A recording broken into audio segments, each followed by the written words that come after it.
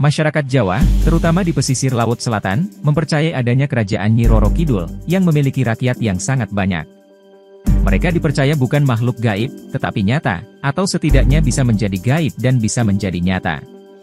Masih di pantai selatan, di India dan Sri Lanka, orang-orang bahkan para peneliti, mempercayai adanya peradaban yang maju, namun sekarang sudah hilang. Dari peradaban itu, muncullah peradaban-peradaban selanjutnya, hasil pelarian orang-orang dari benua itu, menuju Afrika Selatan sampai Mesir, Sumeria, Amerika Selatan sampai Tengah, pulau-pulau di anak benua India, Australia, dan Nusantara. Bisa dibilang, kalau peradaban ini, adalah induk dari semua peradaban di dunia. Di lain sisi, para ilmuwan, berbeda pandangan dengan para peneliti.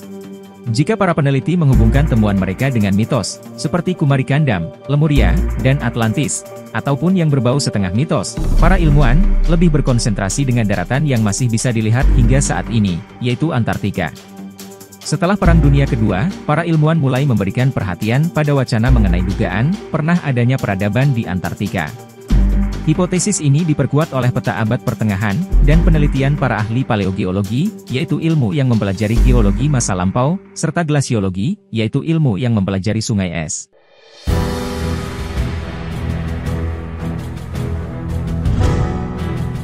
Pada Januari 1820, Mikhail Lazarev, letnan armada Kekaisaran Rusia, menemukan benua baru.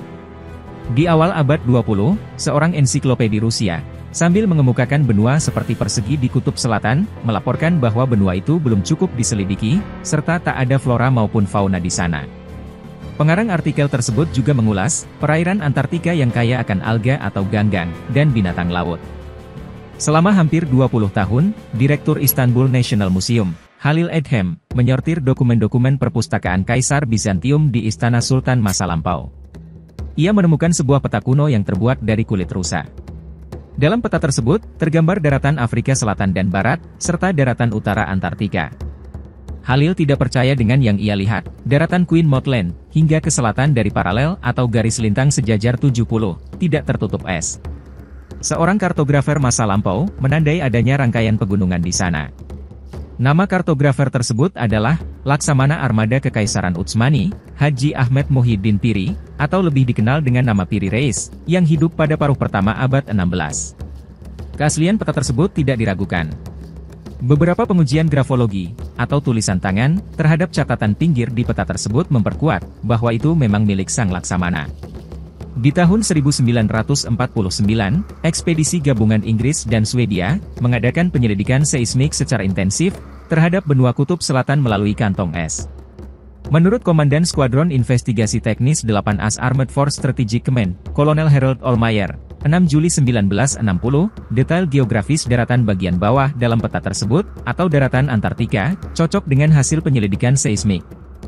Kita tidak bisa mengkorelasikan data-data ini dengan level ilmu geografi di tahun 1513. Dalam catatan pinggirnya di peta itu, dibuat pada awal abad 16. Piri Reis menjelaskan bahwa dirinya tak bertanggung jawab atas pemetaan tersebut, dan bahwa peta itu dibuat berdasarkan pada beberapa sumber sebelumnya. Yang disebut beberapa sumber sebelumnya ini, berasal dari tokoh-tokoh sezaman Reis, contohnya Christopher Columbus, sedangkan sumber lainnya mungkin bertanggalkan 4 abad sebelum Masehi. Tidak terlalu jauh, karena salah satu sumber ini berasal dari Alexander of Macedonia, yang hidup di abad tersebut. Tentu saja, para sejarawan profesional dengan spesialisasi sejarah kuno dapat mengatakan, ini adalah satu-satunya cara, agar hipotesis tersebut dapat diakui. Dan bagaimana dengan dokumentasi, serta, yang sangat kita harapkan, sumber-sumber terpercaya? Pendapat Laksamana Turki, pada catatan pinggirnya, Anda tahu, itu masih dapat menimbulkan perselisihan. Oleh karena itu, saya ingin mengemukakan posisi seorang sejarawan di masa kita, Profesor KNI College New Hampshire, Charles Hapgood. Pada akhir tahun 1959, di Washington Congress Library, Profesor KNI College New Hampshire Charles Hapgood, menemukan sebuah peta yang digambar oleh Oronteus Plinius tahun 1531. Oronteus Plinius menggambarkan Antartika dengan gunung dan sungai, yang menurut Hapgood, bisa berarti bahwa pernah terdapat kantong es di area tersebut. Pada awal 1960-an, peta Plinius tersebut dipelajari oleh seorang doktor dari Massachusetts Technology Institute, Richard Strachan, bersama dengan Hapgood. Kedua ilmuwan ini menyimpulkan bahwa Phineus benar-benar menggambarkan daratan Antartika tidak tertutup es. Kontur daratan dan karakteristik relief sangat mirip dengan informasi tentang permukaan benua yang tertutup es yang dipetakan tahun 1958 oleh para ahli dari berbagai negara. Mengenai hal ini, Gerard Kramer, dikenal sebagai Mercator, juga mempercayai keterangan Phineus. Ia memasukkan peta Phineus dalam atlasnya, di mana terdapat beberapa peta Antartika gambaran Mercator sendiri. Ada satu hal menarik, dalam peta Mercator buatan tahun 1569, daratan barat Amerika Selatan digambarkan secara tidak akurat, dibanding dalam peta Mercator sebelumnya, tahun 1538. Alasan dari kontradiksi ini adalah, saat mengerjakan peta 1538, para kartografer abad 16 merujuk pada sumber-sumber kuno yang tidak kita temukan sekarang, sedangkan saat mengerjakan peta 1569, Mercator merujuk pada observasi peneliti Spanyol pertama terhadap Amerika Selatan. Kekeliruan Gerald Mercator dapat dimaklumi. Pada abad 16, tak ada metode akurat untuk mengukur garis bujur, biasanya, tingkat galatnya bisa mencapai ratusan kilometer. Hingga pada akhirnya, muncul Philip Boyce, anggota tetap French Academy of Science. Pada tahun 1737, ia mempublikasikan peta Antartika gambarannya.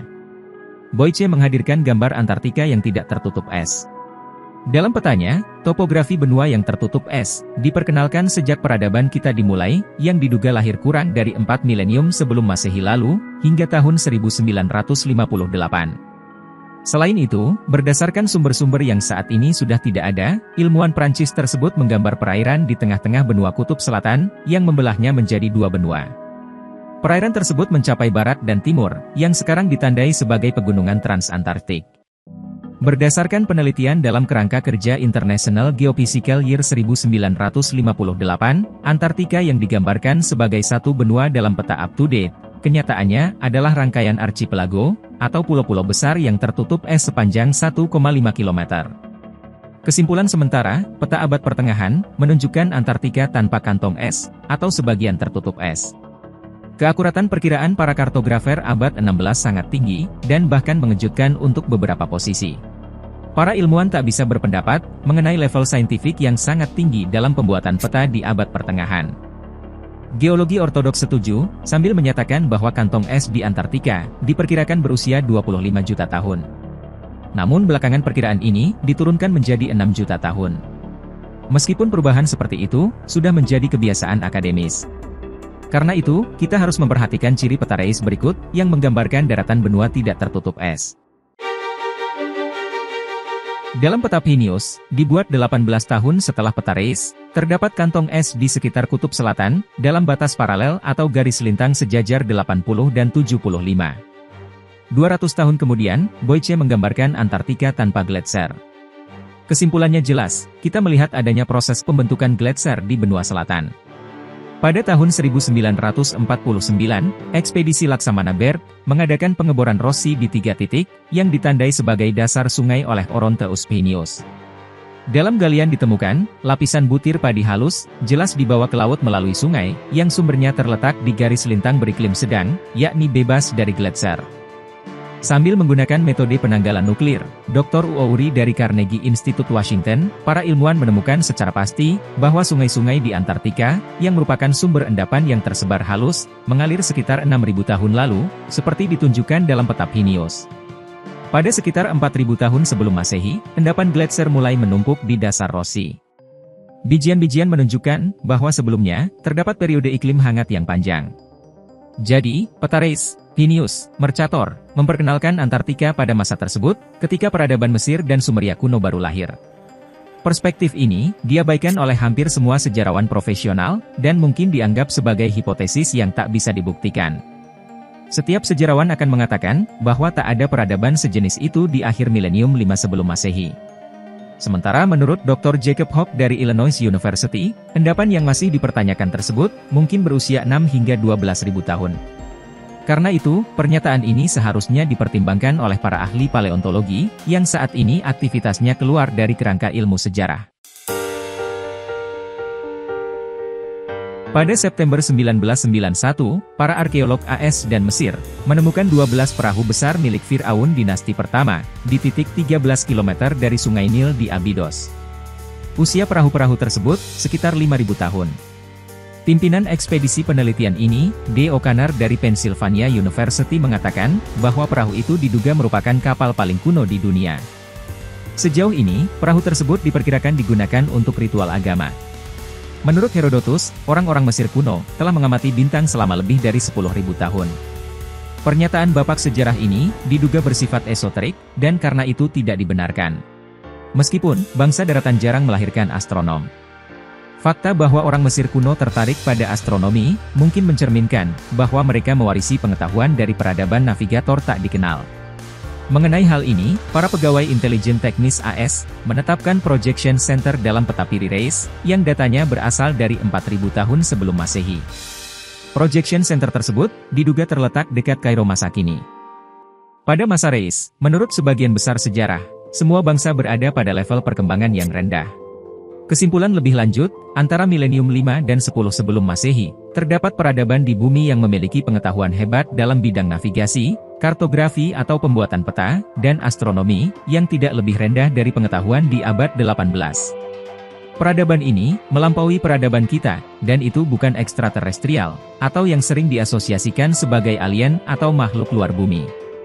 Usia peradaban ini mungkin beberapa ribu tahun, sementara letaknya mungkin ada di daratan utara benua paling selatan, atau archipelago Antartika, di mana, di sana dulunya beriklim sedang.